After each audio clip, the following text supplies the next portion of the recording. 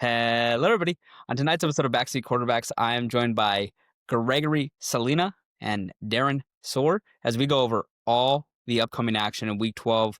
I'm going to go out on a limb and predict that Week 12 will not be as good as Week 11, but there is no guarantees in the NFL season. We might be in for some amazing action.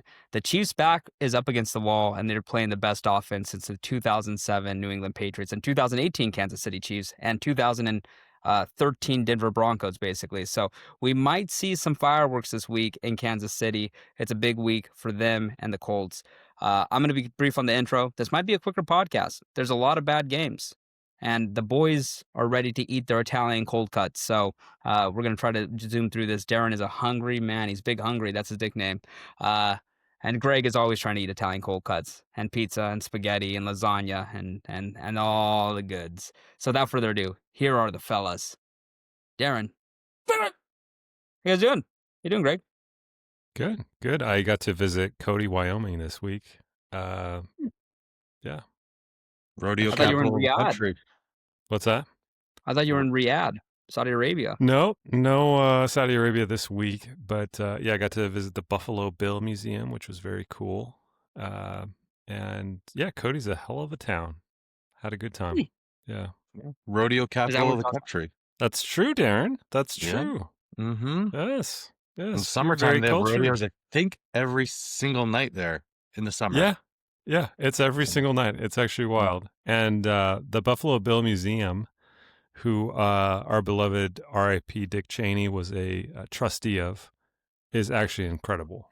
There's like 5 different sections. It's like literally $1 billion museum in a town of like 10,000 people. So I got the chance to check that out. Had a really good time. Didn't get to see the rodeo. I don't think they were running it this late, but yeah, it's Summer's actually, over. yeah, summer's over. But yeah, it was a good time. Darren, how you been? Good. No road trips for myself. I've just been living the regular life. Nothing too crazy. Nothing to report. Been eating a lot of Italian cold cuts lately, so that's for Yeah, we saw that. intro. Yeah. Is I've it been on an Italian cold cut kick right now. I don't know what it is, but I like it. Hey, it's a good thing. Is it still about 90 down there in Arizona? No, the weather finally turned. We got a little bit of rain. We're sitting at like a balmy 65. Nice. I broke Break out the hoodie Montclair today. puffer. Well, yeah. How am I doing? I'm doing well. Thank you for asking. We always assume. We just always assumed it. It's just, your baseline is great. And if it's anything No. less than that. By the way, we got some questions coming in on the YouTube. Just one question. Darren, do you own a cheese head? Somebody wanted to know, and I said, yeah, I'll answer that question for you. Do you own a cheese head, Darren? Do you have it inside? Can you grab it if you have one? Oh, okay. Here we go. This is for the listeners that asked a question on the YouTube. There it is. Boom. He Of owns a cheese head. Cheese head. course Yes. he's got a cheese head. And then Keep the you've also got that super undersized Packers helmet too, which I don't know if you have that handy. Oh, there it is. Got a bowl. That's great. You should wear that forever. That should be what you wear when you go do sales. I should. Be a tactic. Okay. Anyways, you're gonna notice a lot of skips there because some things had to be cut out, but it's okay. Darren does own a cheese head. Thank you for your questions. Continue asking the questions on YouTube or in the Spotify comments. You can comment any way you want. Keep listening. Keep supporting. We're trying to build the YouTube. I think that too. Week 12. I don't even want to go over the records, but I'm being told I have to by Greg, and he's threatening. He's a threatening figure. He's doing his Italian threats. So I went 5-9-1. Darren went 7-7-1. Greg 8-6-1. I mean, the truth is nobody really cares about what we go against the spread. I mean, what matters is the best bet because you're supposed to bet the best bet every single week. I won my best bet yet again. Packers Ravens tease. I'm 9-2 on that, and that tease did not make me sweat one bit. Darren, unfortunately, the Rams and Seahawks did not go over, even though Darnold threw many picks in his own zone, in his own side of the field. You're 3-8 on the best bet. And Mhm. Greg, you're 1.5 and 9. So I mean, you have some Hey, catching up to let do. me say though, that 1.5 was Life changing. that was awesome. Whenever that Magical. was. And So you're welcome, everybody. that was actually magical. I remember that. Yeah. And our overall records going into week 12 against the spread. Greg, you're now in the lead. I can't believe I'm saying that. 84, 77, and 1. We all have a and 1, so I'm going to start saying that. Yep. Darren, you're 1 game behind, 83, 78, and I'm in the caboose. I'm 5 games back of Greg, 4 games back of Darren, 79, 82. Am I right on that? I don't know if I did math correctly there, but I think I have 79 wins. So, okay, we're going to keep it going. We start Thursday night, Buffalo at Houston. What has turned out to be a pretty massive game for the Texans. Mhm. We kind of had them dead in the water. Is this a dead cat bounce that the Texans have got with Davis Mills, Greg? That's a Is good this question. I don't know what's going on. He's apparently better than CJ Stroud. I don't know. is CJ Stroud the best CJ in the NFL, or is Beathard now coming into consideration for best CJ? I have to ask these questions. I don't want to. I don't feel good asking them, but they have to be asked. It's a good one, actually, now that I think about it. CJ Stroud is playing in this game. It's been announced. Nico Collins is also going to be playing. He kind of rolled his ankle in the game last week. Excuse me, against the Titans. But the Bills are 5.5-point favorites here. I think these teams played last year. They seem to play every year because it's been AFC South champion versus AFC East champion. And I'm kind of excited for this one. I think it's going to be a good game. Houston's defense is a unit that can keep them in everything. It is really concerning that CJ Stroud has been the quarterback that he's been so far, though, after that rookie season. That's going to be the talking point, especially if he doesn't have a good game here. This is a massive game for Houston because, again, they play Kansas City, I think, in 2 weeks, and that's going to be what really matters. But they have to keep pace. They want to keep pace with them, and obviously beating the Bills is huge too because this is also a team that's going to get in the wild card. So this is a wild card race type game, and I think the Texans are going to cover. It's Thursday night, but I think the Bills are going to win. So regardless of what matters, they want to win this game. I don't think they care about covering the 5.5. I think they will cover the 5.5, but I think they want to win. I'm going to take the Bills to win the game, but Houston will cover this, in my opinion. Also, I sent a graphic. Final point on this one. I sent a graphic to the group that we have.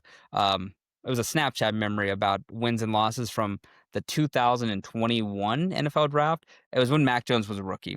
And what's funny is Mac Jones ended up being a bust, and he was I really liked Mac Jones that year, his rookie year, and it was Trevor Lawrence, Trey Lance, Zach Wilson, Davis Mills was in that picture, was in that graphic. And the truth of the matter is, I think Davis Mills might be the second best quarterback from that class, which is just an asinine statement to say, but it also might be true. It might not be. It might be Trevor Lawrence. I might be being too much of a hater, but Davis Mills has actually in consideration for that spot with how he's kept this team afloat these last few weeks. Just wanted to say that. Greg, what's your take on this game? How badly do you want to punch me in the face for saying that Davis Mills might be better than Trevor Lawrence?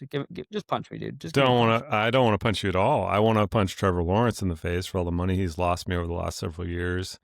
And I want to punch each individual quarterback pretty much in that entire draft class, except for Mac Jones. Mac Jones has come out, as you mentioned in that text, pretty much unscathed and redeemed from what is only considered, I think, the worst draft class in the last 15 years. These guys have all been busts. And maybe we could have seen it coming with Justin Fields, Ohio State. Yeah, they're always bad, right? They never transfer to the NFL and make it work. Trevor Lawrence was the heir apparent. There's no excuse for him. We've all given him way too many already. He is garbage. He's going to be garbage, I think, for the rest of his career.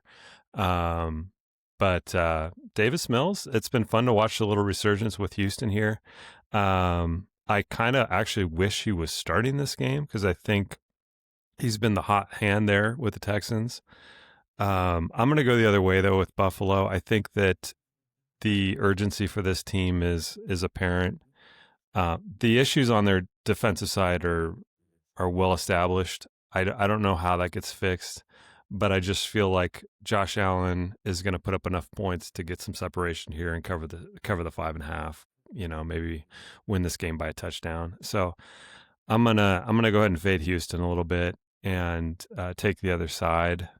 I'm I'm a little weary of it. I think it's going to be a tight game. It's a Thursday night game, so I think the smart money will be on Houston. But I'm gonna have to take Buffalo here.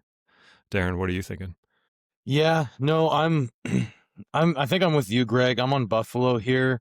I mean, Davis Mills has played himself into this position of being pretty much a permanent backup. He's one of like the rare cases where he was drafted to be the starter. It didn't work out. He wasn't the starter. They drafted CJ Stroud and like kind of kept him around. I feel like it just was never like a weird transition. I feel like most of the time, if you draft somebody to replace your starter, it's like, hey, you kind of got to get that guy out of the building, out of the locker room. But it just doesn't seem like it's like that. And I think the way he's played over these last 2 games, it's like, all right, you know what? I've seen enough. Let's keep him. Let's sign him. Couple-year deal. Keep him as a backup quarterback. He's more than, serviceable.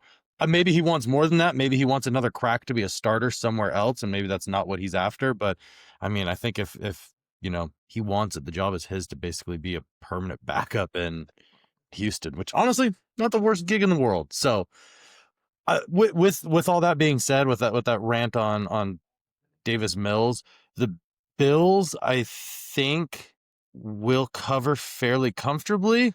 I think.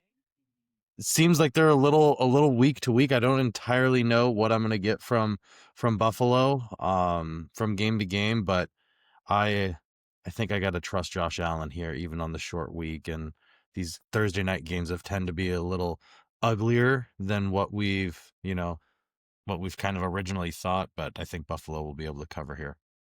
Okay. Thanks for the game, fellas. I get one back. I just want to say this. Your little Davis Mills rant there. I know I brought him up originally when I was comparing the draft class. I'm just imagining Davis Mills into the season. I do not know his contract situation.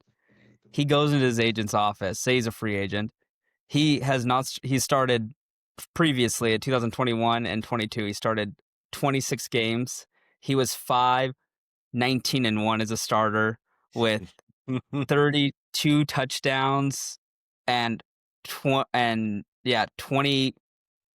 interceptions, and he completed like 60% of the passes. He basically was throwing like 80 passes the last 2 years. And then he started 2 games this year with 3 touchdowns, 1 pick, and he's 60% completion percentage, so he hasn't been particularly awesome. And they're like, you can be the backup here for a career. They're going to give you a 3-year contract, $5 million a year, right? And Davis Mills is all like, he looks his agent dead in the eye. He's like, you look at me and think backup? Huh? I'm just thinking he's like, I'm like the next Sam Darnold. He looks in the mirror, he sees himself. He's like, I have a future in this league starting for an NFL team. I was the 111th pick. But okay. I went to Stanford. Okay. Sorry, that's just a funny imagination. He doesn't play quarterback that much. He should be happy with what he gets. You're right. He has set himself up for about a 15-year career of just backing up quarterbacks. He should probably get out of Houston though. Go somewhere that has a healthy guy for a long time. You don't want to play for the backup. You want to stay as a backup. Yeah, that's a fair point. Be humble. You don't want to show that you want to. The fans want to yearn for you because they're like, the starter sucks, but the starter's the franchise guy. But you don't want the starter to get hurt enough to where you're playing too much, because then they hate you. They turn on you quick when you start playing like the backup. Yeah. I mean, we saw that with Jake Browning very quickly. But it's interesting, though, to your point, Darren, like, you don't see a lot of quarterbacks that are drafted like Davis Mills was that stick around that long and are in the same spot after the heir apparent comes in. Yeah. So I think that does speak to his ability to ingratiate himself to the owners or something. There's something special about this kid where he probably could be around Houston for a long time if he doesn't go down the road that Sterling is predicting. You cocky bastard. I mean, he's getting $7 million this year. He got a 1-year, $7 million. Good for him. And that's actually insane money for Davis Mills. I can't believe that. What is with this?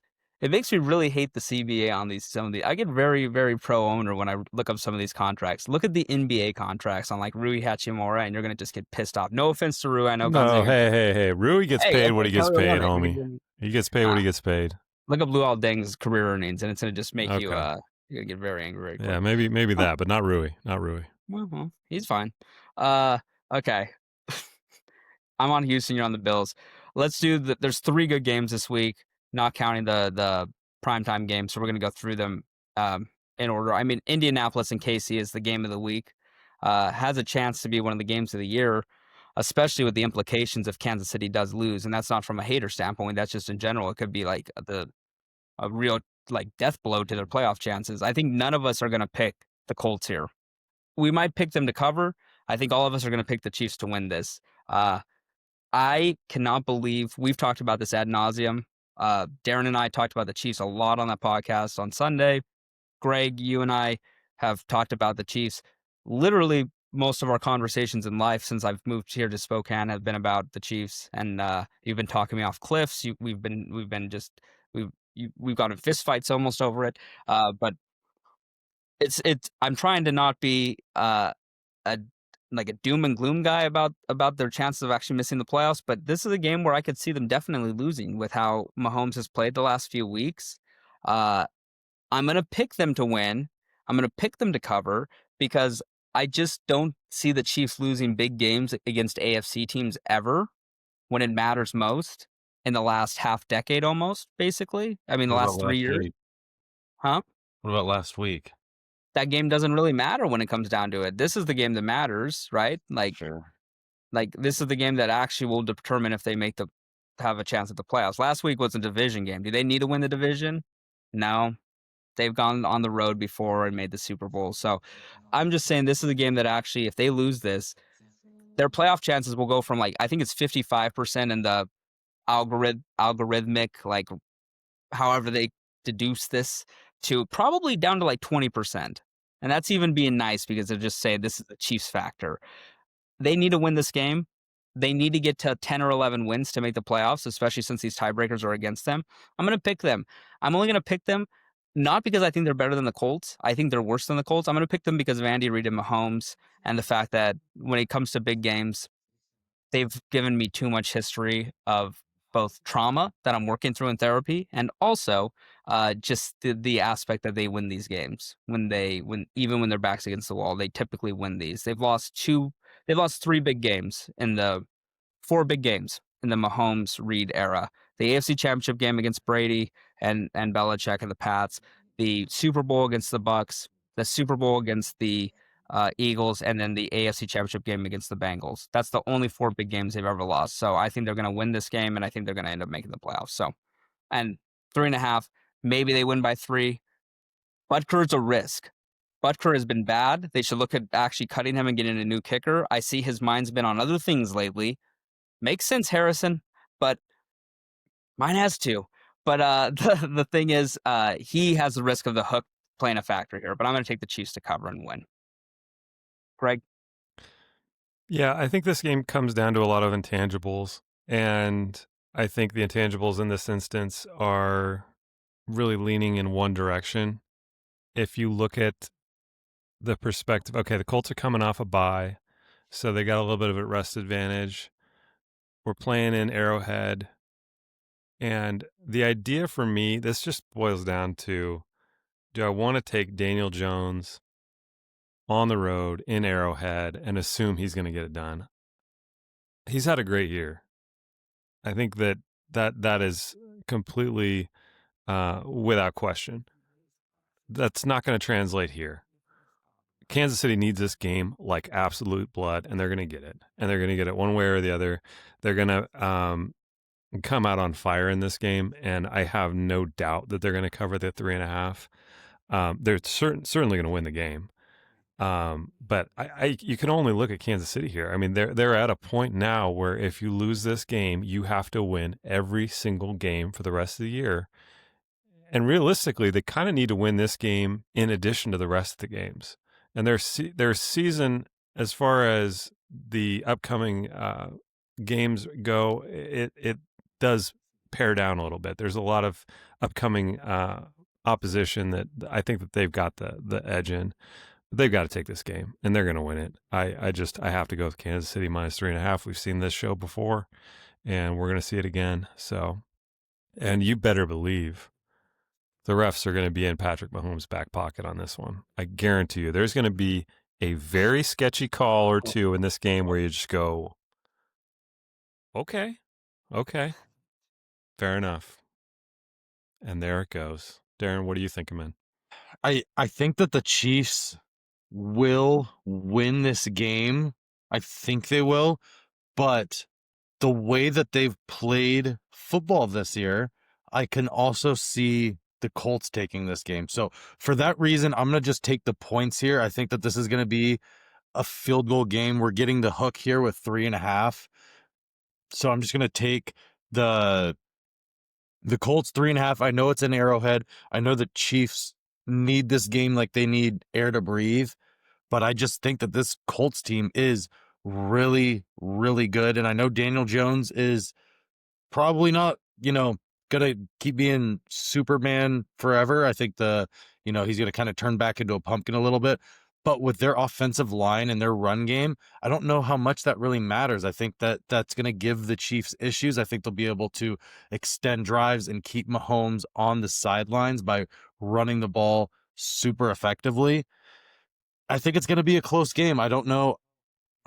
I'm looking, another thing here I'm looking at is the under in this game. I think that this might be a little bit of a slugfest, a little bit of a low scoring game. The over under set at 49.5, which seems a wee bit high right now. So that might be something I'd a bet as well, but I think I'm going to take the points here with the Colts. I just think that run game and the Colts defense will be enough to kind of keep this game slow and low scoring, which, they just run the ball so much better. Yeah, it's basically if we're Greg and I are on the Chiefs, it's basically because of vibes, football purposes. The Colts should be on this, and we're on there also because I think Greg, you did it great because of Daniel Jones. It's just the worry about him in a big game. The offensive line though and Jonathan Taylor are all they're X factors. I mean, Jonathan Taylor has been so good this year, and he's rested. So I mean, but yeah. I mean, this is a game where I just want to bet the Chiefs so much. Like in every parlay, just money line them just add the Chiefs money line in every single bet I make this week. And just say, you know what? I'm gonna ride with them. If I lose money, I'm happy. I'm not gonna be happy because I'm struggling, but I'm like it's like I'll be like, oh well, at least they're gonna be out of the playoffs. Which the funny thing is, they lose this game, I lose all my money, and then they still make the playoffs. How would that be? That's how it would be, and then now I'm on now I need somebody to wield the katana as I commit seppuku, and I need somebody to hit my head right clean off, okay?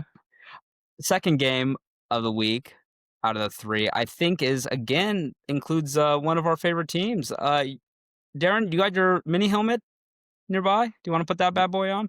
Yeah. The Vikings at Packers. The Packers are 6.5-point favorites. They keep getting these lines that say, hey, Sterling, tease me. And you know what?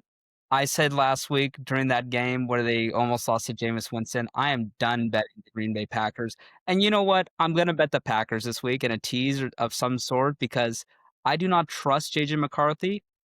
And I think he's a bad quarterback. But this Packers team scares me. Again, they have to win this game. The Vikings are in shutdown mode after losing that game to the Bears. Must win, doesn't really matter here. They're done. But this is a good game coming into the season, and I think this is a good rivalry. Packers need to look good eventually, or else they're a bad team, and that's the truth. And we talked about this ad nauseum. Again, I use that term like 3 times now. I will stop using that term. But Darren, we talked about this Packers team a lot throughout this year, both on podcasts, in private calls where you're crying. Sometimes you're just listening to Jordan Love, or you're watching Jordan Love highlights on the phone, and I just hear some deep grunting and groaning, and I'm like, ooh, what are you doing on that? Sometimes you're watching Jordan Love highlights and I hear you slapping yourself and I'm like, are you trying to get angry? Are you getting ready to do a jiu-jitsu fight? I don't know. But in this, I think this is a good right spot. Minnesota has a good defense, but it's a defense that can get exploited by teams like the Packers in their passing game. I think that they can actually get players downfield. It just matters if they have stone hands or not. And last week they had stone hands. Some weeks they don't. Christian Watson looks like he played well and he has something in the tank. It's Dobbs needs to play well. I don't know why I keep buying into this team. It's maybe because I picked them to make the Super Bowl. They are not a Super Bowl team, but they need to win this game. I'm going Packers to cover this. I hate that. I hate that. But the Vikings look like a lifeless team after losing to the Bears. And JJ McCarthy is actually, it's pretty clear he's a Zach Wilson. He's Zach Wilson. That's who he is. So I'm going Packers. Make 9 look like Zach Wilson. Make 9 look how they should have made Jameis look. That's all I'm saying. Greg? Yeah, I'm on the pack too. The 6.5. We've seen this line with Green Bay, like you said, like for 4 weeks now, and we just keep saying this seems too low, and then the Packers make it seem so difficult every week. But I think this is one of those rare divisional rivalries where I see the Packers just making them look foolish. Because, like you said about JJ, I think the verdict's in on this guy, and it's not good. His entire motion with his throw, it looks, there's something off about it. I can't describe it with great detail, but it almost seems like if we're talking about baseball, he looks like a reliever. Like it's just, I don't know. There's just something completely wrong about it that doesn't look NFL level to me.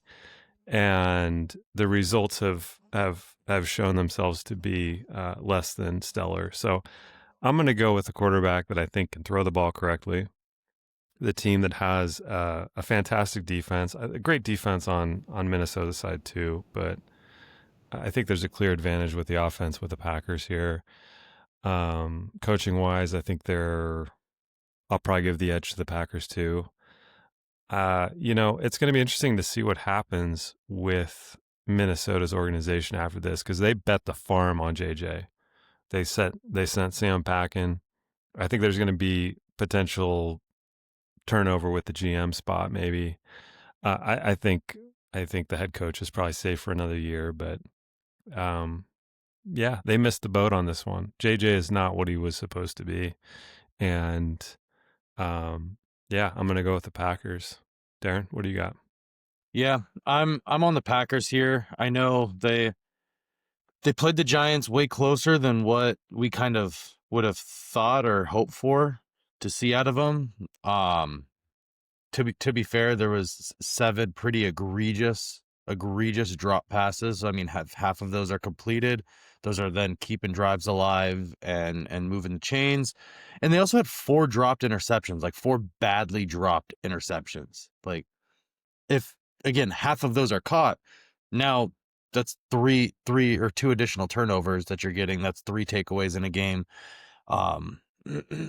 I don't think the score reflected how well the Packers kind of played going back and and looking at the game. And JJ McCarthy, he really, I'm with you guys. I don't see it. I don't think he has the goods. Justin Jefferson very clearly does not like him either. Like, I think that is becoming a bigger and bigger issue by the week. He's very obviously frustrated with McCarthy, and you see it on the sidelines. Like after he throws a pick or something, he comes over and McCarthy's trying to, get the team and rally the team together. And Jefferson's like, "Hey, dude, get away from me, man. Like wipe some of your eye block off. You're a quarterback. Be a professional. You don't need to be you're not a linebacker. Stop trying to fire up the guys. How about you stop throwing picks? Go pick up a Microsoft Surface for a few minutes. Jesus, man." Like, I don't know. I could not imagine trying to be a wide receiver and having like that guy be your quarterback. The Packers are going to be without Josh Jacobs. It sounds like he's kind of week to week at this point. He has a knee issue. It's nothing serious, thankfully. So I would hope that maybe they'll just kind of give him an extra week to get back. I don't think that this is necessarily a guaranteed win, but I think our backup running backs are going to be more than serviceable in this game. So I'm going to take the Packers to cover this. I hope. I just need to see them just boat race somebody. And I'm really hoping that it is this week. They need to get their swagger back. I think that this could be a good week to do it. So Well, we're all in the weeks. Packers.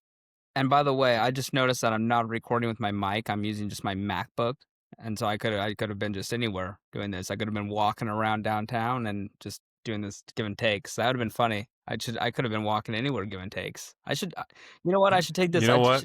I don't think you'd be walking very far downtown Spokane with a MacBook. I'm just saying that show would be over quick. You know what? I live down here. Don't be talking Thanks, on Lisa. Come on, Lisa. Okay, stop that. But yeah. So anyway, sorry for the shitty audio quality. I'm gonna have to do some AI edits on this. Yeah, you Make know your bad takes when sound even worse. Yeah, well, you sound like a honk, dude, at all times. When JJ or when Justin Jefferson was like, "How's JJ McCarthy look in practice?" And he's like, "Well, it's gonna be a work in progress. We should have taken at face value." And that was in preseason or in like training camp. And I just assumed that he's just being humble. Cool. I thought he was just honestly being a humble receiver because he's not. Yeah, because receivers are always humble, like by I know nature. he's wearing like a $5 million chain, but I'm saying in general, like he's never one to like stir up like controversy. He's not a controversial receiver, but he's not humble. I'm just saying, like, I thought he was trying to like be coy because during that time, and I'm not trying to just pigeonhole or shoehorn my team in there. They absolutely shit on the Patriots and joint practices, like embarrassed them terribly. And I was like, uh-oh, we're screwed. And JJ McCarthy, I was like, he looked good in those practices. And you have Justin Jefferson over there like, yeah, this guy, yeah, we'll see. And it just turned out like, no, we actually are saying like he sucks. And that's what he meant. We just didn't get to see all of how bad he was. And he had a hot streak during those practices. And he had one good quarter in the first week or whatever against the Falcons. And he's had one good drive against the Bears. And everything else has been bad. So yeah, he needs to be different. Like everything is annoying. Everything he does is annoying. It's just corny. Like even if he was good, it'd be even worse. It's like Dylan Raiola if he was good. Like I don't want that. What's Dylan Raiola gonna do after college? Is he gonna sell insurance? Like he can't be an NFL quarterback, and he can't coach. To back up Mahomes. Yeah, I guess you have to actually draft him if you're the Chiefs. Okay, the final good game of the week, and then we're gonna probably zoom through a few of them. Eagles at Cowboys. The Cowboys. Brown? Oh yeah, Raiders Browns. We're gonna spend about an hour and a half on that one. Eagles Cowboys. Do you guys know what this line is ahead of time? Can you guess this line? It's 3.5. Yeah, you know it, but can you believe that? Does that make sense? I cannot believe that. That seems low to me for the Eagles, but that seems really low. The Cowboys defense is still the Cowboys defense, and the only reason it's not the worst defense in NFL history is because my team plays the worst defense in NFL history, and that also seems low. But we're going to talk about that in a little. Only thing that I think this can have it be that way is it's Dallas at home. They have less rest, but they're at home, and the Eagles' offense has looked like absolute stagnant shit the last couple of weeks. Now they have played in bad weather. Both of those weeks it was cold and windy against Detroit, and I think it was cold against Green Bay. Correct me if I'm wrong. Mm-hmm. Yeah, it was cold. It was cold in Green Bay that day, but this is not going to be cold. And Dallas's defense, although they played really well against Vegas, I don't think that really means much. I know that their defensive line they looked good yesterday.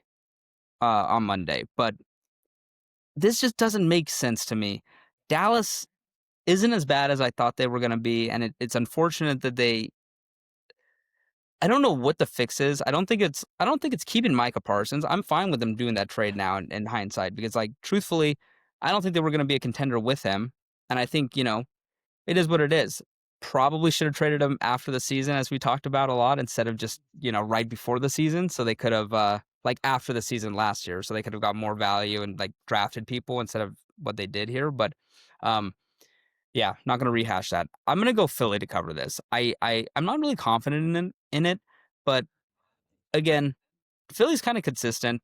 Dallas is not. This is a game where I can see Philly scoring 42 on them. I can't see the Cowboys putting up back-to-back good defensive games. That's just not in their DNA. This this is a week-to-week team where Dallas will be good one week, and then the next week it's Jacoby Brissett just, you know, going off against them, or Bryce Young, or go through the list of QBs they've played and check what they've done. So, yeah, give me Philly here. I don't really like this game. I'm not gonna bet it probably, but I will. Maybe I will. This is the primetime game. This is the 1 p.m. primetime game. So we're gonna have I think Tommy and Burkhardt on this one. Enjoy, Greg. I'm betting the ever loving heck out of this one, man. I don't get Philadelphia -3.5 here at all. And I'll tell you why. Philadelphia has played back-to-back games in horrible weather in Lambeau and in Philadelphia, where points were at a premium, and they were going up against teams that were slightly more complete than I think Dallas is going to be this year. Dallas actually could have lost the game against Las Vegas the other night. There is, a small universe where that occurs, where Geno is like a competent quarterback for like one half of a game. I mean, they put up some points on this team. Dallas shouldn't have given up any points. Geno is completely washed at this point. And Philadelphia is a complete team.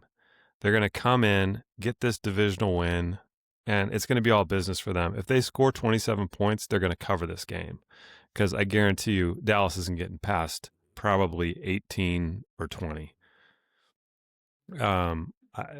This number is boggling to me. The look ahead before they played that game, before Dallas won the game against Las Vegas, it was 4, and then it came down a half a point based on the win. It seemed low the whole time. I don't know if there's something I don't know, but I just don't know how Lane you. Johnson playing? If Lane Johnson doesn't play, does this change your bet? No, I mean, he didn't play the last game, right? Did he? He played, No. but Did he? Okay. Well, he was banged up. He's out, went out. 4 to 6 weeks. He's out. 4 to 6 weeks. He is. Okay.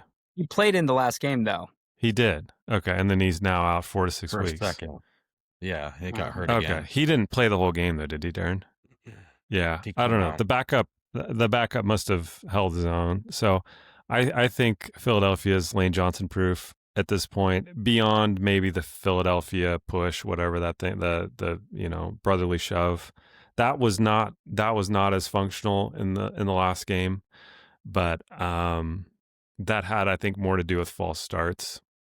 Well, their center's And out too. He's on the IR. Their starting he is. center. Okay, well, good to know. I'm still taking Philadelphia. I mean, they embarrassed Detroit, and Detroit is a very competent offense.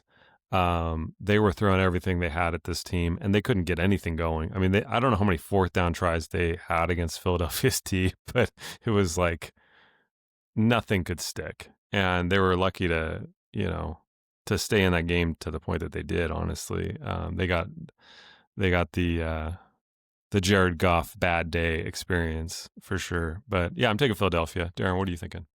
Yeah, I'm taking Philadelphia here as well.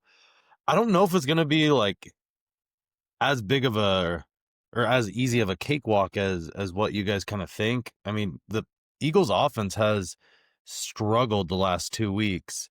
I mean, I know the Packers defense and the Lions defense are actually like good units, but I think this Cowboys offense is dangerous. I don't think the defense is great, but I think that it might be slightly better than what we were thinking previously. I mean, they have added, good interior players. So I think like there is something to be said with Lane Johnson and I forget their starting center's name.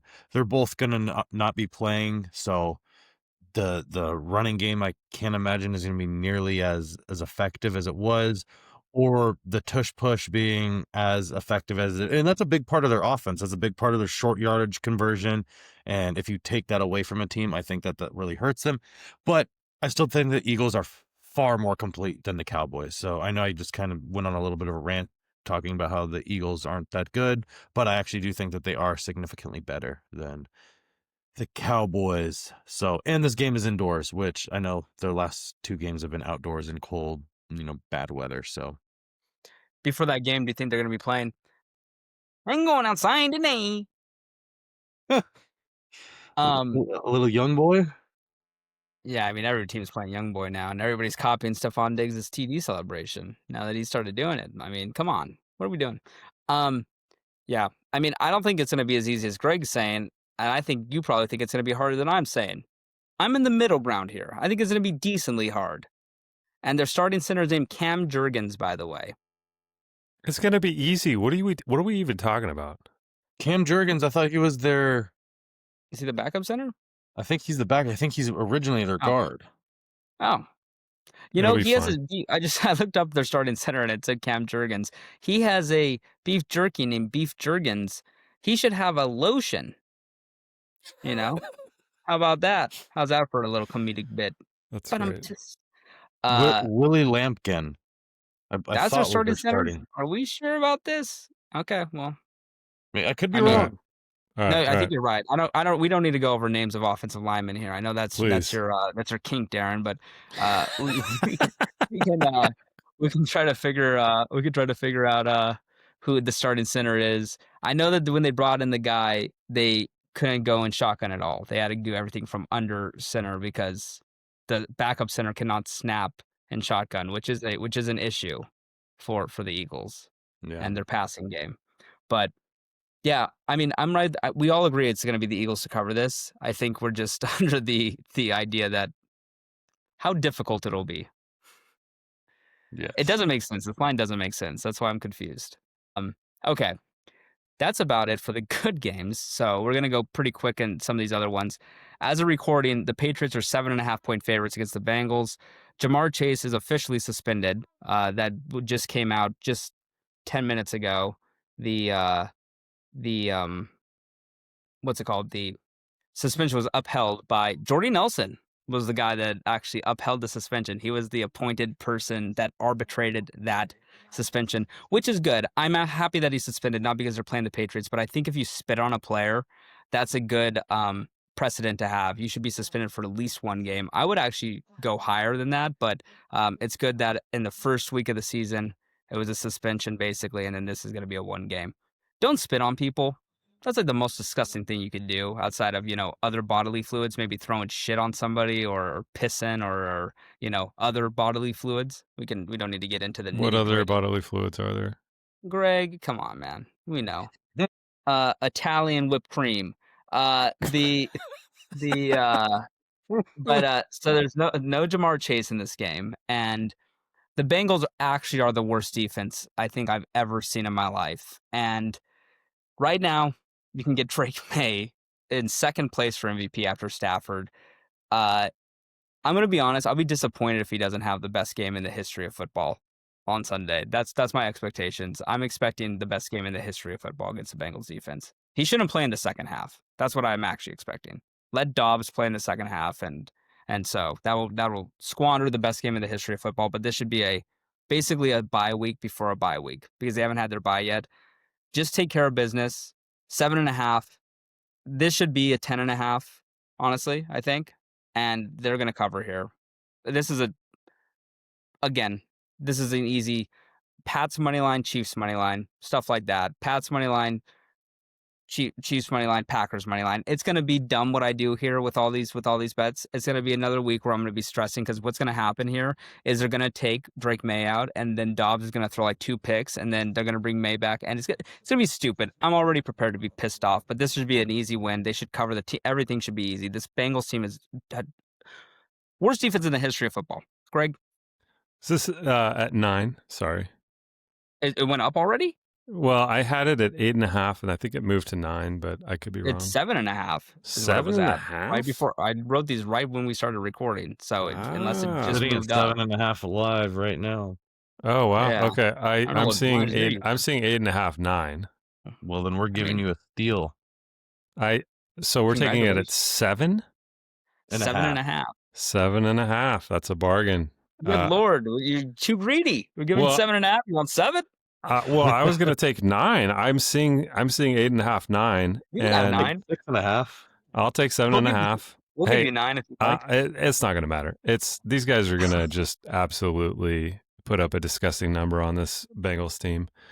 I don't have a lot to say. It's New England versus a team that has no defense and a middling offense at very best. So New England's rolling. They're not going to stop here. So, here we go. Darren, what do you got? Yeah, I'm on the Patriots as well. I'm imagining these guys should be all kind of going after career days if they get to stay in the game long enough to have a career day. Like, in all seriousness, I think this is going to be bad for the Bengals, good for the Patriots, but Yeah, I bad was to about to say. watch. Yeah, and no, Jamar Chase is huge. We actually should pause the pod, and Darren, if you want to put some of my hard-earned coin on a few things, we could do this after. It's okay. We don't need to pause. Steelers and Bears actually should have probably been in before we did the Pats Bengals, but honestly, if it's Rudolph, it's seeming like it's going to be Aaron Rodgers because this line is 2.5 right now, and we're going to assume that it's going to be Rodgers with that. Does it really matter? I think the Bears are a decent football team, and the Steelers have a good defense, but I mean, we're going at it with they're going to either be using Mason Rudolph or a quarterback with a broken wrist, which is basically Mason Rudolph. So, I'm going to take the Bears minus 2.5. There's really nothing else I need to say about that. Also, this has been pointed out on other podcasts. This is not about the game, but it's about Ben Johnson's post-game locker room interviews and stuff. And in the locker room where they do like the camera on like him talking to his team, they need to cut the cameras. He is the least charismatic coach in the history of football. It does not instill hype at all. And it'd be like, okay, coach, come on. They need to hire like Lil Jon to be their hype man permanently. Give me the Bears. I agree. On that point, do you guys remember the Key and Peele sketch where Barack Obama has the hype guy? Yeah. Ben Johnson could use that. You're right. Ben Johnson has no, as the kids say, he has no riz at all. And okay, we're going to be doing a 2-man podcast going forward. Whoa, I can't say riz. I can't say riz. You're like a grandpa. Man. I can say riz. I can say riz. And I can say, what are the other things the kids are saying nowadays? Anyways, I'm taking the Bears too, minus the 2.5. Steelers are a strange team. Like I can't figure them out. But week to week, they're up and down. I think this one being in Soldier Field, I'm gonna take the home team here. I don't like the Bears either. They seem to be like the cardiac kings this year, winning at the very last second or against all odds. But yeah, I'm gonna go Chicago. Darren, what are you thinking? Aaron Rodgers in Chicago. If he's not anything, he is the owner of the Chicago Bears. I think that he really wants to play this game. I think that he has circled this game on his calendar. He holds grudges like nobody's business. I know he's not a Packer anymore. He's been gone. He's been removed now. This is fourth year or third year, fourth year, whatever, gone from the Packers. He still does not like do you think he would not love anything more than to go in and upset the Bears in Soldier Field just one last time in his retirement season with a broken wrist? I honestly think that he's going to fully get up for this game.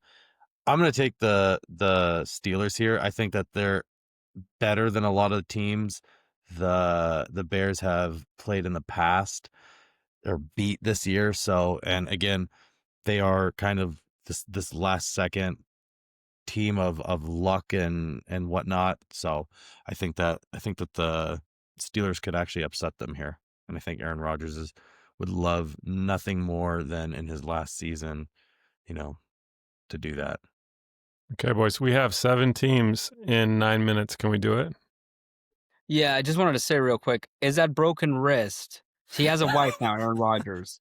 It's an imaginary wife. Nobody's met her. But my question is this: is that broken wrist the wrist he uses to, which hand does he use? Because that's a real important factor here. Is he able to release before this Bears game? Well, and which hand did he hold the ayahuasca? Okay, so you're taking Pittsburgh. Okay, Lions, Giants, Bears. The Giants are at the Lions. Lions are 10.5-point favorites. I'm going to say this. My only take is this: Jared Goff needs to just spend the night out in the cold. He needs to live life on the streets of Detroit for a few weeks. Okay, it's sickening how he plays when it gets cold out there. Don't wear no more coats. You're wearing t-shirts and shorts when it gets cold for the rest of the winter. Learn how to adapt. You're playing in Detroit. I know you play in a dome, but this is sickening. I cannot do this no more with you. He's going to win. This is going to be a monster beatdown. They will handle business against bad teams. They kill bad teams. Dan Campbell has a play calling duties. He should be switching back and forth to keeping them and giving them away whenever they're playing outdoors in the cold. Just make himself look good. So, Lions, killing them. Greg? 100%. Yeah, Lions are going to murder here. Also, when you're tapping on your keyboard, that's coming through like loud and clear since you're recording your audio on that. Just FYI. Anyways, yeah, Detroit murders here. Dan Campbell off a loss is like 65-0 or something. So I just made that up, but it's probably true. Dan Campbell's going to be at Applebee's all week, getting boneless wings, endless boneless wings, all week long, and he's going to be just working on game plans like Andy Reid, and I think they're going to murder the Giants, who's the quarterback? Is it going to be Jameis again? It's Jameis, dude. Dart might be back. This is going to be a JMO game. There's going to be 5 JMO balls that go the wrong direction, and that's going to be it. This is a classic Detroit cleanup spot. Jared Goff is back in the climate-controlled zone that he likes to be in. You're right. He needs to go outside and live homeless for like a month and get used to the cold. It needs to be part of him, get into his bones. Darren, what do you got? I think they need to treat him like a Scandinavian baby where they put him in like a big swaddle and they wrap him up with wool and leave him outside overnight. That's what I'm Teach 'em. picturing them doing to Jared Goff as a grown man. I'm taking the Lions here. Yeah, I think they're going to absolutely throttle. Also, Jackson Dart, don't play the rest of the season. Camp Scatteraboo, don't be doing that shit at WWE events. Dude, that was great. What are you talking about? That was great. I mean, yeah, he has his bone poking through his fucking leg. I mean, I would say, hey, don't be doing any of those activities, please. He's living his He's his also dream. one of the dumbest human beings to ever exist. That's and I why, don't know how he has a okay, degree and that from may be college. why he's making a cameo on WCW. They go hand in hand, WCW, brother. What is this, 1936? What? WCW? Oh, This is like, what is it? WWF? I don't know what the fuck it is. What the? The next iteration after that. What was Let's it? keep going. Next, Was it? WWE? Sorry. Yeah, Sorry. WWE. I'm not familiar with this stuff, guys. 2000 and it was like 1999 or something. You know what? I haven't been to a professional wrestling match in a long time. You walk with a cane? Yeah, I By actually do age, sometimes. not by disability. I do sometimes. Yeah, don't we all? I have a nice cane myself. I know you do. Seahawks, Titans. Okay, Seahawks, the 13.5-point favorites. Titans covered last week. That'll be the last time they cover all year. We should just be betting. We should auto bet against the Titans going forward. That'll be the last cover. Yeah, I'm taking Seattle. It's going to be a revenge game after their issues with LA last week. 13.5 is questionable, but they'll get it. Darren? Yeah, Seattle. They're gonna throttle them. Titans auto bet against the rest of the season. 100%. I want to see JSN's props for this because I want to bet him. Jets and Ravens. Ravens are 13.5-point favorites. They should not be. The only thing is, it's Tyrod Taylor. They finally are benching Justin Fields, who I actually think is the worst quarterback in the history of football to get multiple opportunities. And he signed a 2-year, $40 million deal. That GM should be fired for that. And he's Aaron Glenn handpicked him also, so everybody should be fired. Legitimately, everybody should. $40 million for Justin Fields. Who thought that was a good idea? The same guy that's going to give Davis Mills a starting quarterback opportunity next year if they sign him. I have to go with the Ravens again. It's stupid. The Jets stink. I don't think Taylor's that much better, but he is better than Fields, but I'm going Ravens. I'm going to go the other way here. The Jets are not great, but I don't think giving up 13.5 to Baltimore makes any sense at all.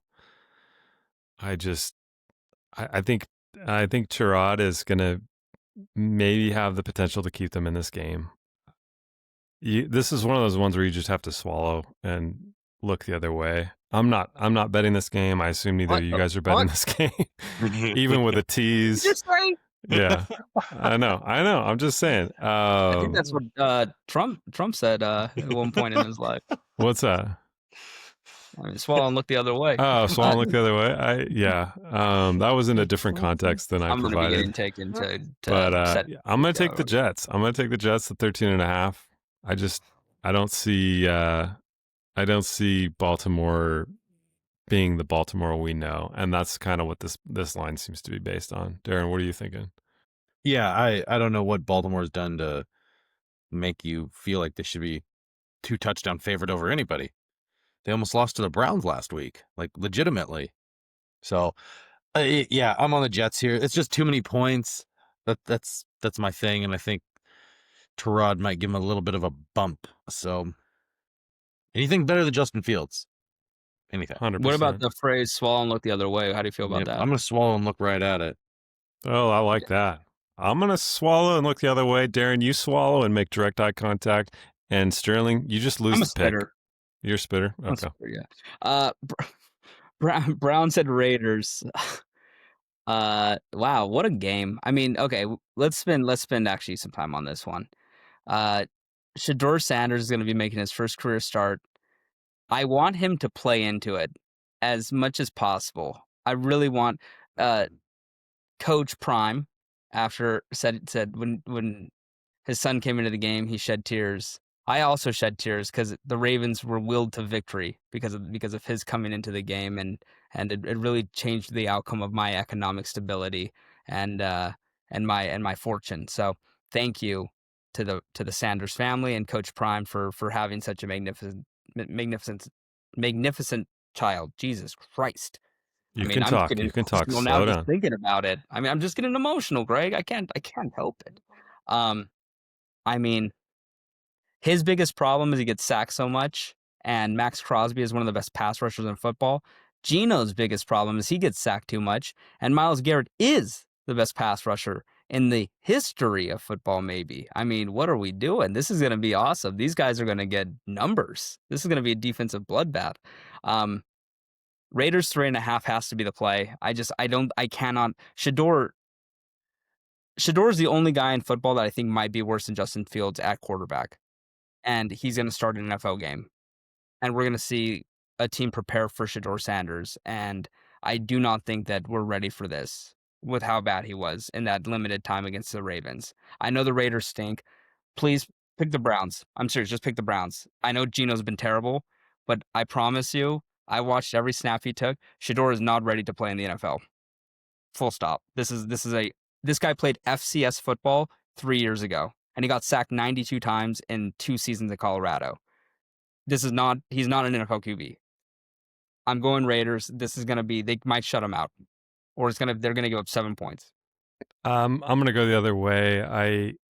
I don't know how much of this game they're going to put on Shadeur's shoulders, and I think you've got a clear advantage with Cleveland's defense. Cleveland's defense is much better at home than away, so there is a wrinkle there. But I don't know. There's just nothing about Las Vegas that inspires confidence. At Gino, he's looking. I sent you a text with his press conference post game after the Dallas game, Sterling, and he's just blaming everybody except himself. It's actually wild, and that's not what you want from a quarterback. You want a quarterback that takes accountability for the mistakes they make. Gino seems to have just kind of checked out, and checking out going up against the Cleveland defense this week is going to be, I think, a death sentence. So I'm going to take the 3.5. I don't think Cleveland should be favored here by more than 1.5, but I think that they will get this job done. And Las Vegas is just a dead team to me, so I'm taking them. Darren, what do you got? Yeah, I'm on the Browns here as well. I think Coach Prime should just skip his game on Saturday. They're playing number 25 Arizona State. They are currently sitting in 15th place in the Big 12. They're not going to win the game. I think he should just let one of his other assistant coaches say, "Hey, you guys got this week. I'm going to head out to Vegas and watch my son make his first start." I will see you guys next week. And Going to yeah. Vegas. You guys handle this one. What a So sphere. yeah, Gonna see Copperfield yeah. I I and my I son. think I think Shador.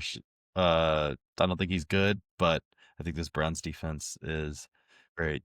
So I'm gonna take the Browns. Is Scadaboo playing for ASU? Do you think he's gonna try to get out there?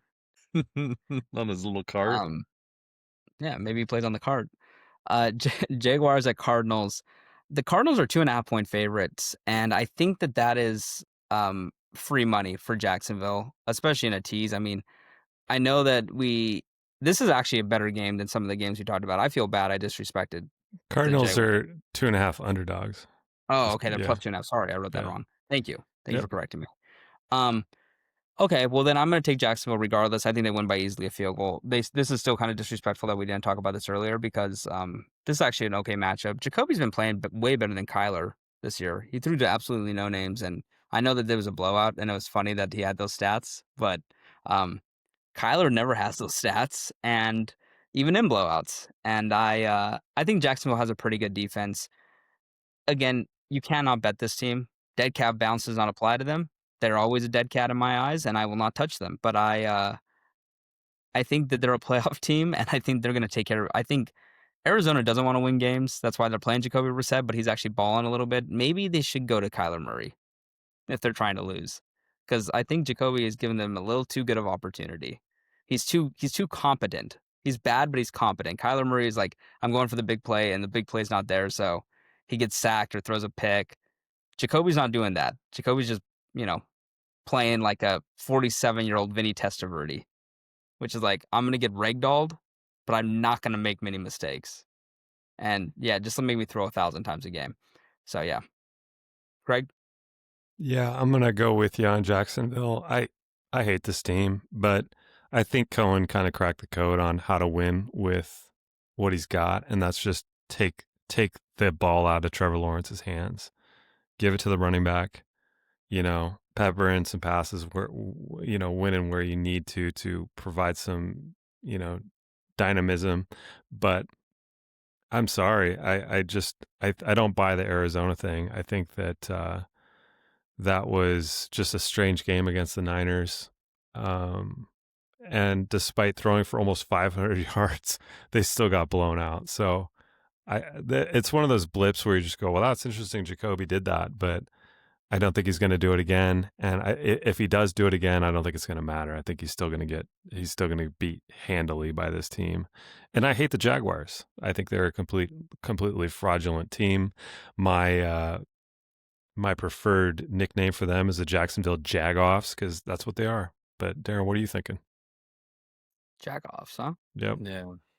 I'm on the Jags here.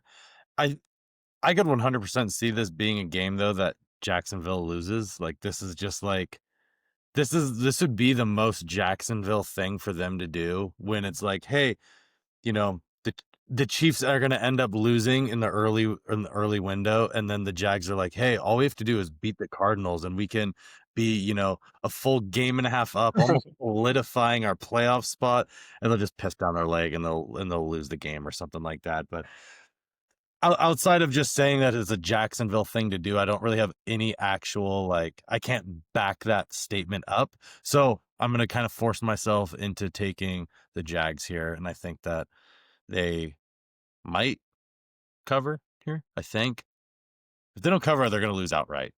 Oh yeah. Game-winning Jacoby drive. They're not going to win a close game. Yeah. Not against this team.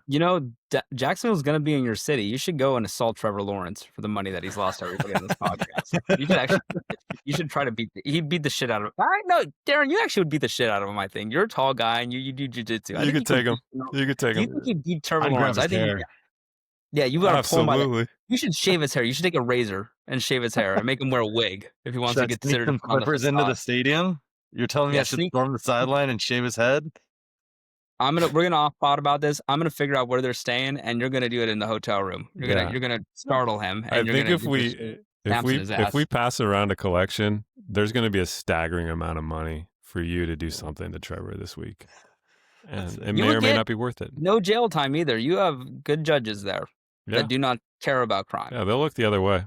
Let's And say it's not even a Trevor. big frog. We're just cutting somebody's hair. Yeah. Yeah. And he's not. I'm not. Okay, I'm not gonna. Hey, son. Okay. Yeah. One. I love that. That's out I of might there. have to do that. Wait in his hotel room for him. Trevor. Just wait in the lobby with like clippers. I'll figure out where they're staying. I got you that info. Okay, Falcons and Saints. So Penix is out for the year. He had like 6 ACL surgeries during his time in college at Indiana, and now he is I don't know, it's a knee sprain or something, the same knee. Not looking great. And the Falcons are maybe the Bengals are probably the most disappointing team this year yet again. But the Falcons are right there with them in terms of expectations to where they are. The Chiefs actually are right there too, but who cares? They're Super Bowl bust every year at this point. But the Falcons are real. We had expectations for them. Like this was supposed to be a 2-team division, and I think they're in last. No, they're not in last place, but they're close to it. The Saints are 1.5 point favorites in Week 12. It doesn't really matter if it was Penix or Kirk Cousins, but this is wild. The fact that they're favored. The Saints are going to try to win this game just to embarrass the Falcons. This is how the AFC South or NFC South does things. They don't care about draft stock or anything like that. They just want to piss off the Falcons fans. I think the Falcons coach might be coaching for his job at the end of the season. He's been really bad. Like yeah, I don't have much to say here. I'm going to go Falcons. The Saints are really bad. Man, nope, I can't. I'm going Saints. I've seen Kirk Cousins play too much football in the last few years that I can't actually pick him to win. He has no arm, and Drake London might not play. If they actually are smart, they're just going to give the ball to Bijan until he also needs knee surgery, like until he is on a card. Like they need to give him 70 touches. Every single touch should be Bijan Robinson. And how about we get Kyle Pitts some action, huh? Is that possible, Greg? Can Kyle Pitts, the former 4th overall pick or whatever he was, ever be Kyle Pitts? Could they just put him as a receiver and say, hey, we have a 6'6" wide receiver named Kyle Pitts? Well, I think if there's any week, that's going to happen this week. I mean, Drake London's out for the year, I think. Yeah. Isn't he done? I didn't know that. Okay. Well, I think he's out for at least a couple weeks. He's got like a major AC joint issue or something. Oh, yeah. And if Kirk Cousins is going to throw it to anybody, it's probably his tight end because he's the only guy that's within range of what he can hit. So, yeah, Kirk Cousins looks like all of a sudden he's like 50 years old. You're talking about canes and stuff. He's going out there with a cane. It's weird to see New Orleans with a favored line here, but I think with Tyler Shuck, I think it's deserved. It's weird to say, but they've got actually a pretty decent defense down there in New Orleans, and I think that they'll keep it tight enough to make this maybe a field goal game in their direction. So I'll take the Saints. Darren, I can't bring myself to take the Saints as a favorite here. I'm gonna take the Falcons. I hate it. Either way.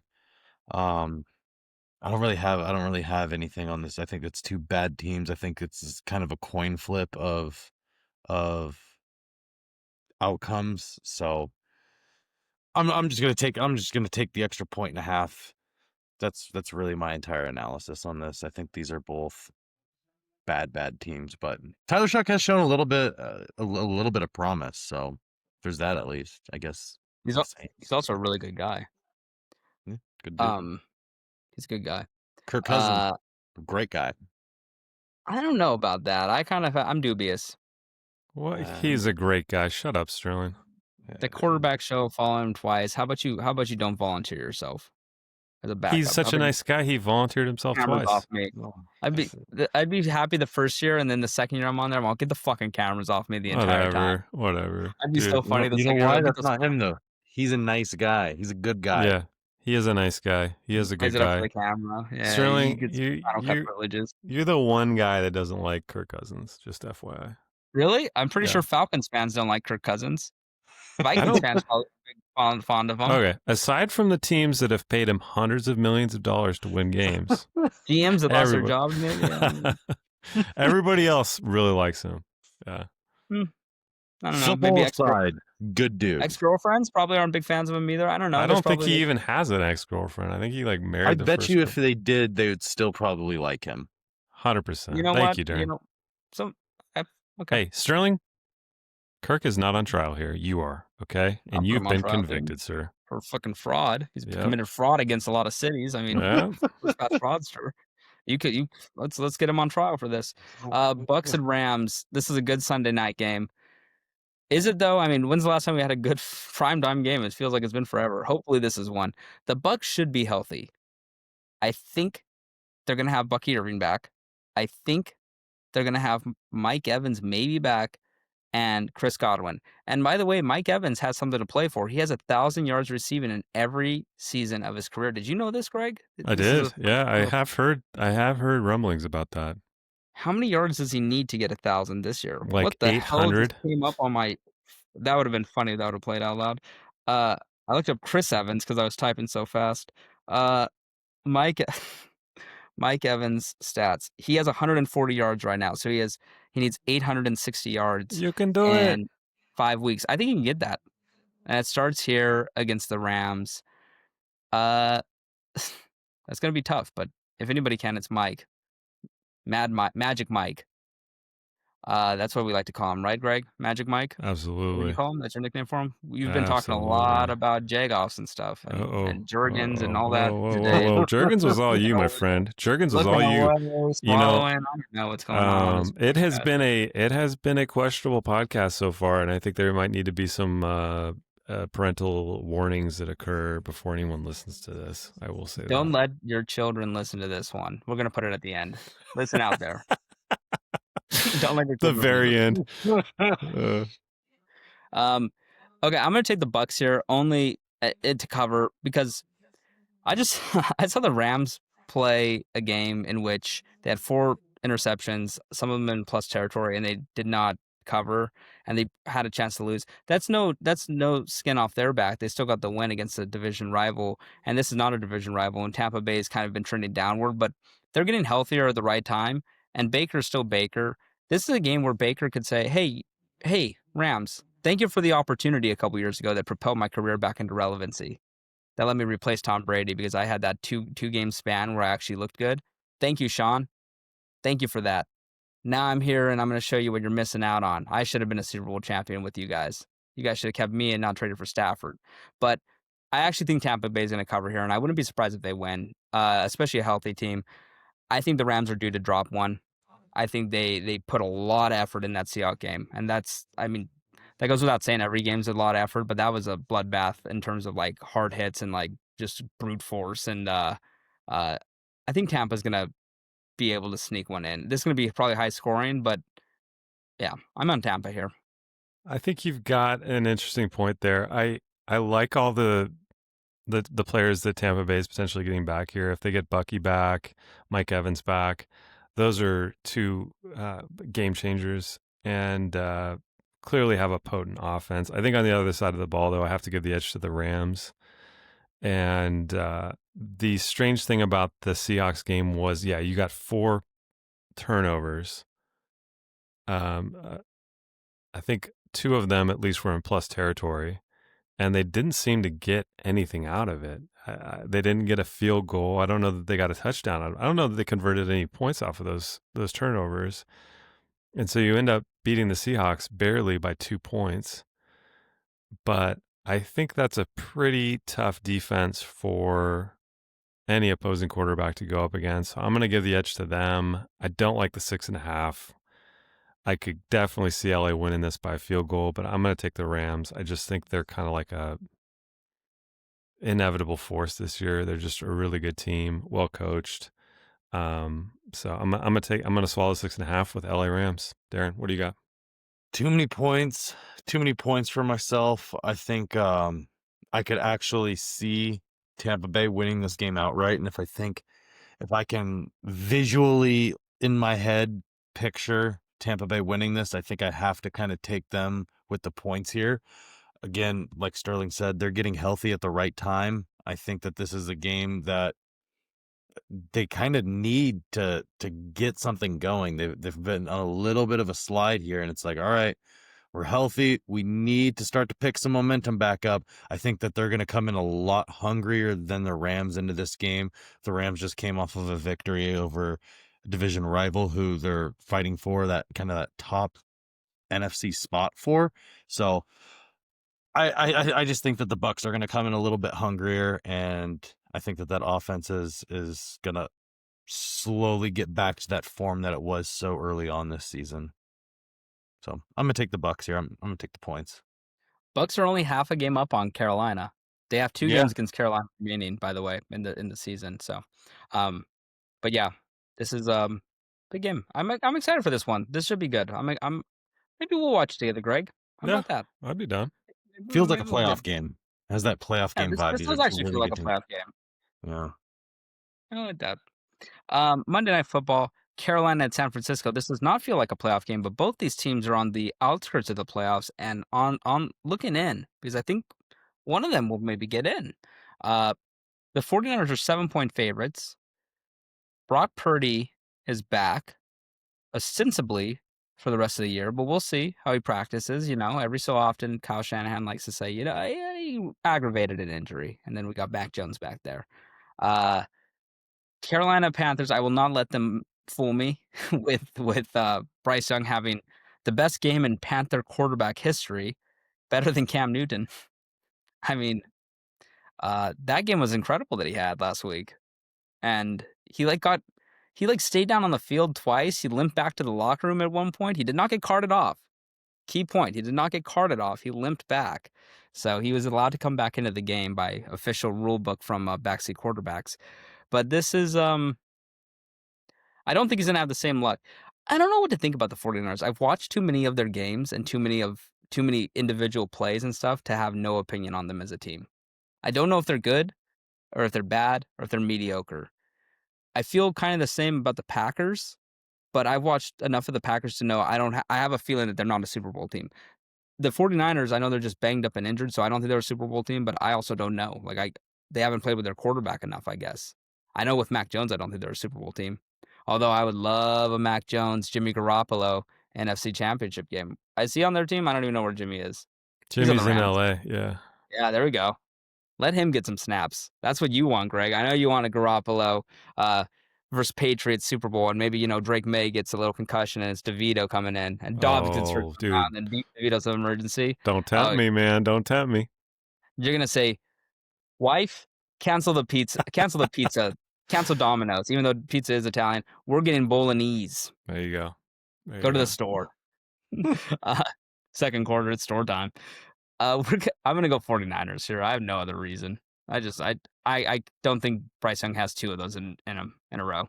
He did this last year. He's got this about him where he's going to snooker a team into giving him a big deal or a sizable deal, like a Baker type deal or a Darnold type deal or a Geno type deal. And what's going to happen is all those quarterbacks are better than him. Geno is obviously washed, but he still deserved it after what he put in service to the Seahawks. He's going to get that because he was a first overall pick. And within 15 seconds, the first game of the year, the team that gives it to him, whether it's Carolina or the next team, is going to be like, what the hell did we just do? And the GM should be immediately fired and put on trial and tribunal and sent into Alcatraz. So I like it. Yeah, right?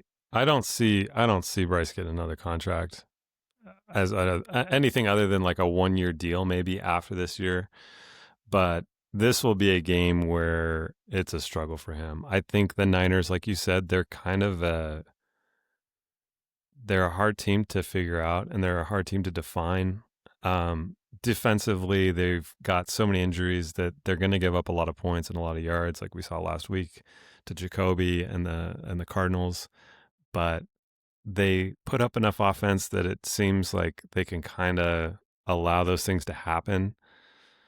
I don't think this game's going to be too big of a struggle for them. I think the main issue here is going to be containing Rico Dowdle and the run game and making sure that they win the possession battle. If they can win the time of possession against Carolina and just kind of take away their ability to maybe suffocate this game away, I think that the Niners cover this easily. If they don't, and Carolina just is able to get into the ground game and the time of possession battle, you could see this be a lot closer than they'd like it to be. But I think it's the Niners or nothing here. So yeah, I'm taking them. Darren, I hate it. I don't do absolutely it. Don't hate do it. it. Don't do it. I hate it. I'm gonna take the Panthers here. I don't think that they're a bad team, but I think that they are a lot better than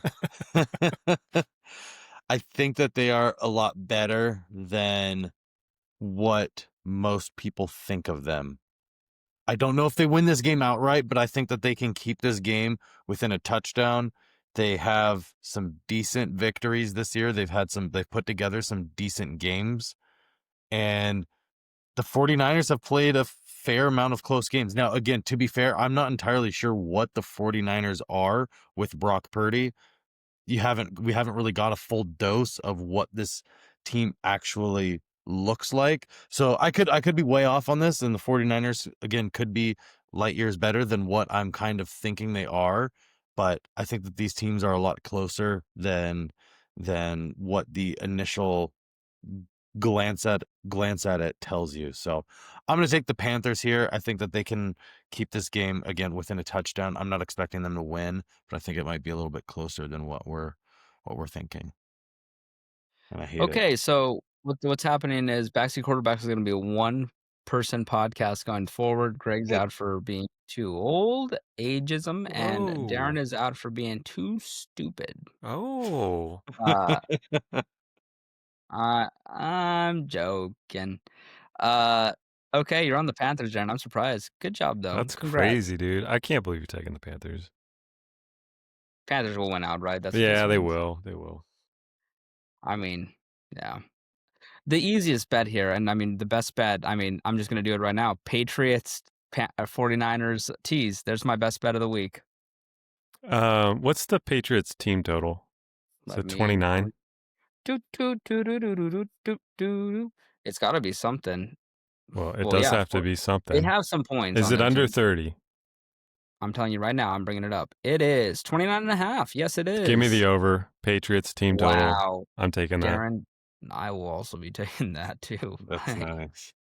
You might win. You know what? You're due to win. So, I mean, I might as well just tail until you do win at this point. Yeah, I am as due as can be. I'm going to take the over in the Bucs-Rams games. Sunday Night Football. I think America will be entertained. What's that at? 49.5. Sorry. 49.5. Mm-hmm. Yeah, I like that. That should hit pretty easy, I think, too. That's kind of low. Sterling, what was yours? Pat's 49ers tease. Nice. That's like a freebie. God, that feels too free. That's like how I felt about the Packers and the Ravens last week. So, yeah. Hey, it worked One out. of these isn't going to hit. Huh? I said it worked out. Yeah, no, it was free, actually, at the end of the day. My most free of them all was the Seahawks Lions one the week before against they played the Commies and the whoever Seattle beat in the first 25 seconds of the game. I can't remember who they played. Cardinals. Arizona. Yeah. That was the bet where like I should just spend the money. Should have bought diamonds. Yep. Well, we only went 28 minutes over on what Greg was aspiring to do. This is how we do it here. You know, when we get into antics, and of course, Greg had his mind on something. I don't know what his mind was on, but it was on something. And you know, we have so much knowledge to share that it's hard to fit it into an hour, and we try every week. But we're an hour 30 podcast. We are. When you get these three minds together, it's just hard to contain the genius. It's difficult. Yeah, and the off-season is going to be a 5 hour a day podcast as they go 5 hour dailies. I like that. Might be streaming on either Twitch, or if we get kicked out for Twitch, you know, probably for some things, we'll be on Rumble. There you go. You know, some people like that platform. No, okay. So, anyways, we will be back on Sunday night to talk about all the antics of the Week 12, including the Chiefs. Are they survivors? Have they won or lost? How about the Patriots? Did they cover the 29.5 team total that Greg has in his best bet? Has he finally won another one? And how about Darren's Packers? Can they put up an impressive win? And how about Drake May? How beautiful did he look on the field? How awe-inspiring was he? And have the Epstein files been released? Thank you, everybody.